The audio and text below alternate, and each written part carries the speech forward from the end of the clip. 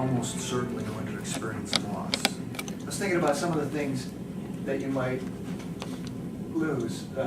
Your home. Certainly there's some disruption to your home life. There's going to be some change. You might have some loss within the family. What other ones? Anybody think of some other things you might be losing? Or you Money. feel like you're losing? Money. Why doesn't that surprise me? Money, yeah. I can almost guarantee that. Your credit rating. Credit, sure. Friends. Oh, wow, that's a good one because, you know, a lot of times your friends are tied into one side of the couple more than the other, and so they write down friends. What else? Anybody think of anything else? Respect. Respect, yeah. From others, for yourself, for others, all directions. Fellow congregational members. Yeah, kind of like a circle of support. Wow. Anything else come to mind? Intimacy with your spouse? Intimacy? Certainly sleep, yeah. Which is interesting because the key neurotransmitter in your brain that is involved in regulating your mood is called serotonin. Neurotransmitters are chemical messengers that help one brain cell talk to the other. And the key one to regulate mood is serotonin. Serotonin in your brain is only manufactured when you sleep. So if you're used to sleeping 7 hours a night or 8 hours a night, you're now sleeping 4, you're not going to have the serotonin. Your brain function is impaired because of your loss of sleep. So that's going to make everything else in your life difficult because when your brain doesn't work right, you don't work right.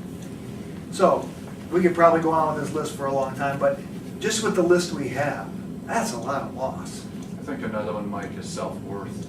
Yeah, self-worth, kind of like along with the respect thing. Self-worth. Just, you may have people in your life, maybe your spouse, telling you that you're a really bad person. And you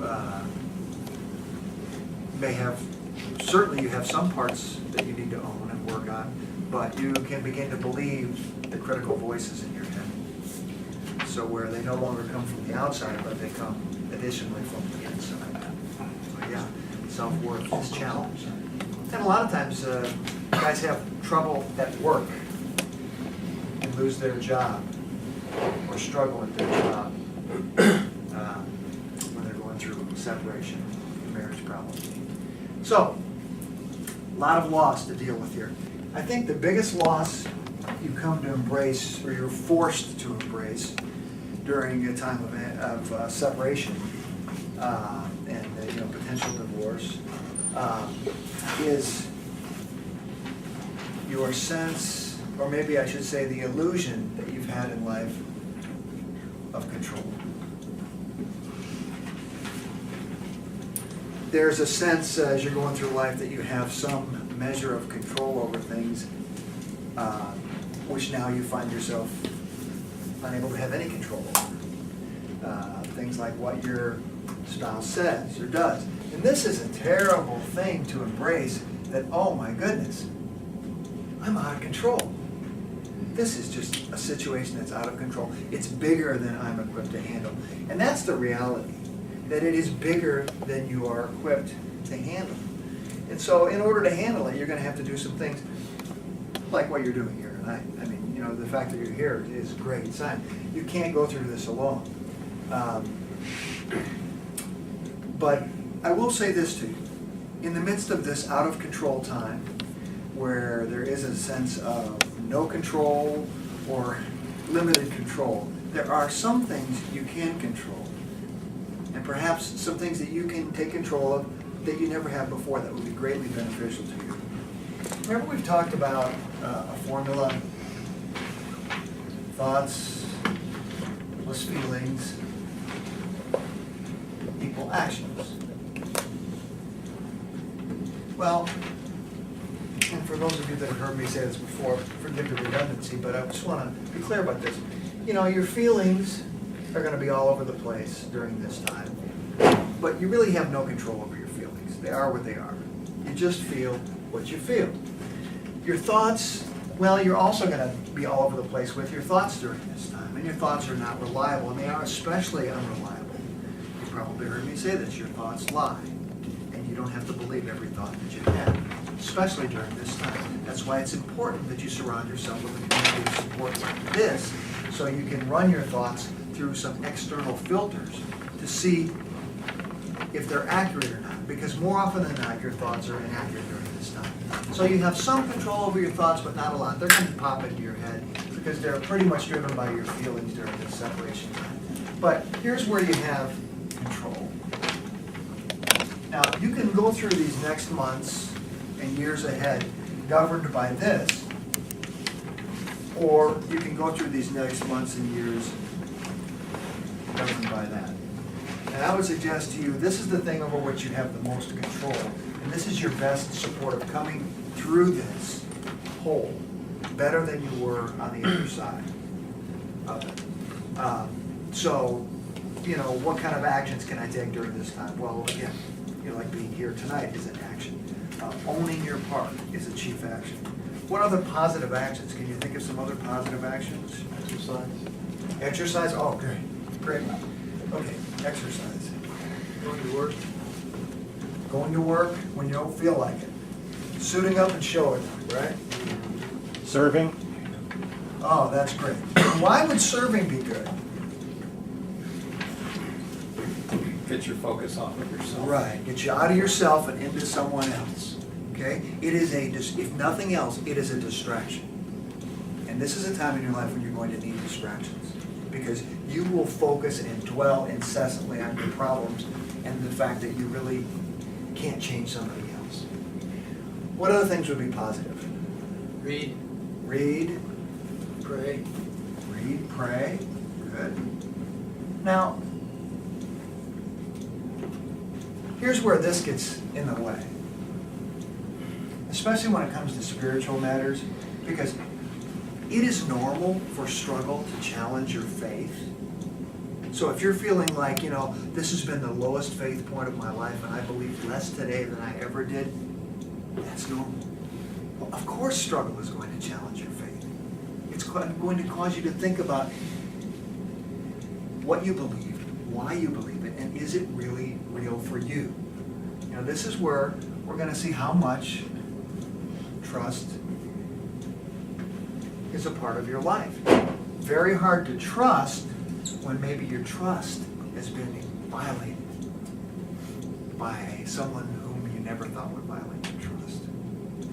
Or perhaps others in your circle have turned their back or been critical, and you now have come to be very cynical. That would be normal during this time. So when you start thinking about, well, I just need to pray, well, be careful about this. I said all that to say this. You know, someone's going through a tough time. Separation, illness, you name it. Well, you just need to pray more about that. That's really kind of a mean thing to say to somebody. You know, first of all, you're assuming they're not praying as much as they can. Maybe they only can pray a little bit. You know, they're overwhelmed and can't get to it. I would suggest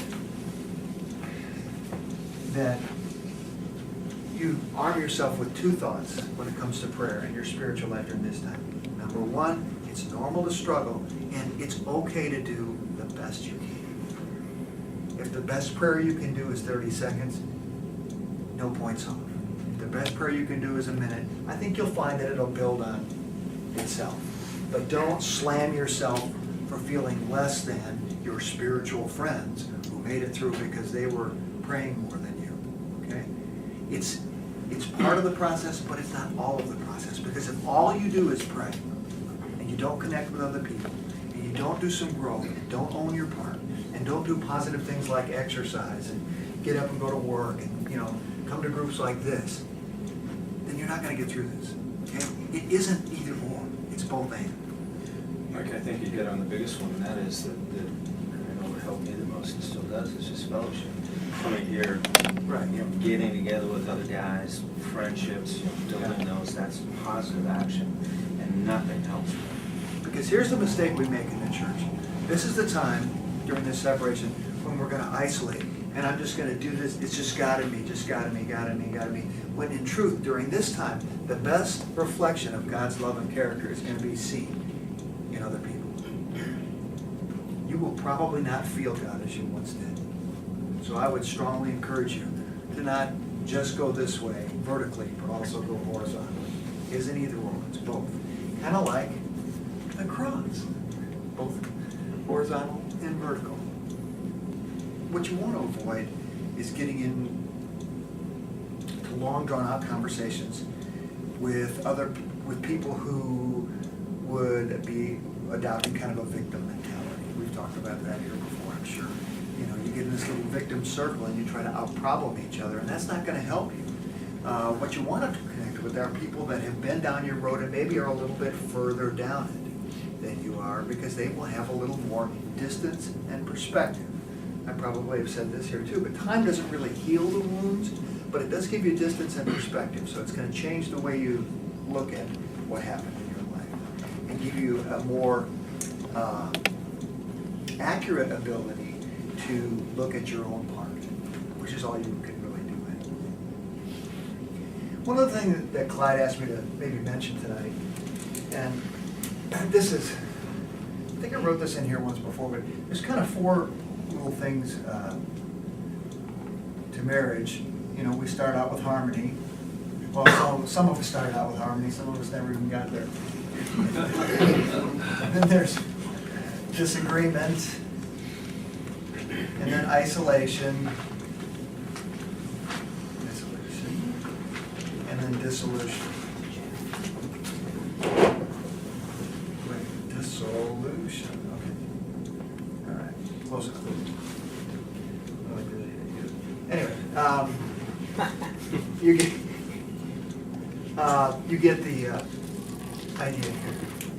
Here we are, going well, and we disagree once in a while. And we want to keep it up in this area because you're going to disagree. You can't avoid it. But we want to find a way to disagree in a way that we can get back to harmony. And what happens is the disagreements become too frequent and there's not resolution, and you get to where you're isolating, which may be where some of you have just been or are right now, or some of you are between this spot, isolation, dissolution of marriage. And I would suggest that there's an element of this that comes into play too, because a lot of times,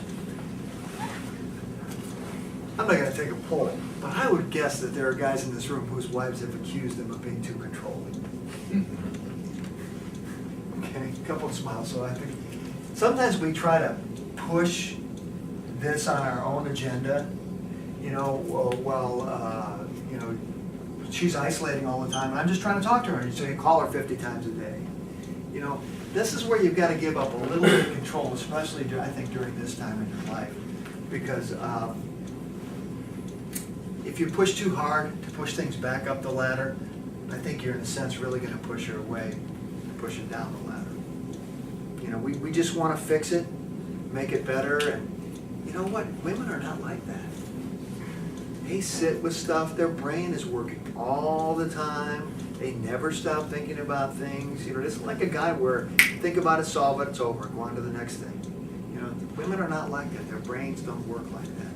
And so you've got to give them time to process what's going on. So as hard as it is, as you're going through these steps up and down, I'm going to tell you this from a guy who was really bad at this in my separation and divorce. As hard as it is, take a step back. Don't make it happen. Let it happen. Control the things you can control, which are your actions. You're going to have to let the rest go. Because you already, you know, it doesn't, whether you want to or not, you don't have control of those things that are out of your control. It was all just an illusion. Sorry. This was a few years ago, about 3 years ago. And I think, and this isn't a prophecy, I'm not trying to speak for God, but I really do believe during this time, if God were here, He would say these 7 things to you.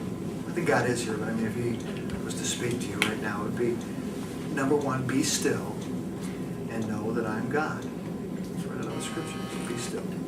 Number 2, you don't have to control everything. Number 3, God speaking now, I am in control. Number 4, I'm doing things behind the scenes that you know nothing about. Number 5, watch what happens. Number 6, it will be good. And 7, maybe most importantly, stay out of my way. Because you're going to jump in, and God doesn't need your help. Okay? He needs your help to work on you, not on fixing everybody else.